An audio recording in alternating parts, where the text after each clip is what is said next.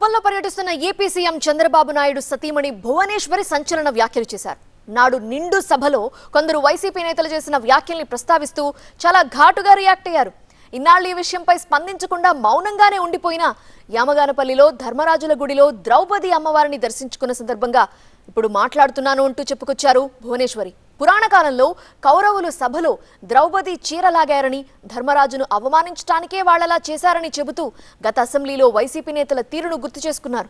చంద్రబాబును హింసించాలని కొందరు తన శీలంపై విమర్శలు చేశారని, వాళ్లకి ఆ హక్కు ఎవరిచ్చారని ప్రశ్నించారు. నాడు ద్రౌపదికి కృష్ణుడే దిగివచ్చి సాయం చేసినట్టు తమకి ప్రజలే దేవుళ్లుగా మారి అండగా నిలిచారని అన్నారు. నాకు ఇష్టం లేదు మాట్లాడటం, కానీ ఇవాళ ఆ ద్రౌపది అమ్మని చూశాను ఆలయంలో. అప్పుడు కౌరవులు ఏం చేశారు, ఆవిడి భర్తని అవమానించాలని సిగ్గు లేకుండా ఒక ఆడదని ద్రౌపది అమ్మని సభలోకి తీసుకొచ్చి ఆ అమ్మ చీరలాగారు. ఎందుకు? భర్తని కొట్టడానికి. వాళ్ళకి వేరే దారి దక్కలేదు, ఒక ఆడది దక్కింది వాళ్ళకి. అట్లానే మన అసెంబ్లీలో చంద్రబాబు నాయుడు గారిని హింసించాలని, ఆయనకి ఎదురు దెబ్బ కొట్టాలని వాళ్ళకి తెలిసి నా పేరు లాగారు, నా శీలాన్ని గురించి వాళ్ళు మాట్లాడారు. అది ఒక్కరికి అవసరం లేదు. ధైర్యం ఉంటే మొగాడుగా నుంచి మాట్లాడాలి, కానీ ఒక్క స్త్రీని లాగకూడదు. మీరందరూ కూడా ఇక్కడ చాలా మంది మొగాళ్ళు ఉన్నారు. ఒక్క స్త్రీ గురించి మీకు మాట్లాడే హక్కు ఎవరికి లేదు. ఇక్కడ ఏ స్త్రీ ఎట్లాంటిదో తనకి తెలుసు, తన జీవితం గురించి తెలుసు.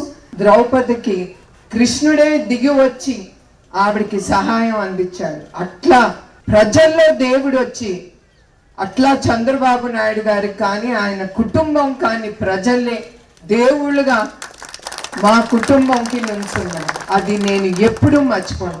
అట్లానే ఇప్పుడు నా గురించి మీకు ముందర ఎందుకు చెప్తున్నానంటే, ఏనాడు నేను ఆ విషయం మాట్లాడలేదు. మగవాళ్ళని అందరికీ గుర్తు చేయటానికి తప్ప వేరే దానికి కాదు.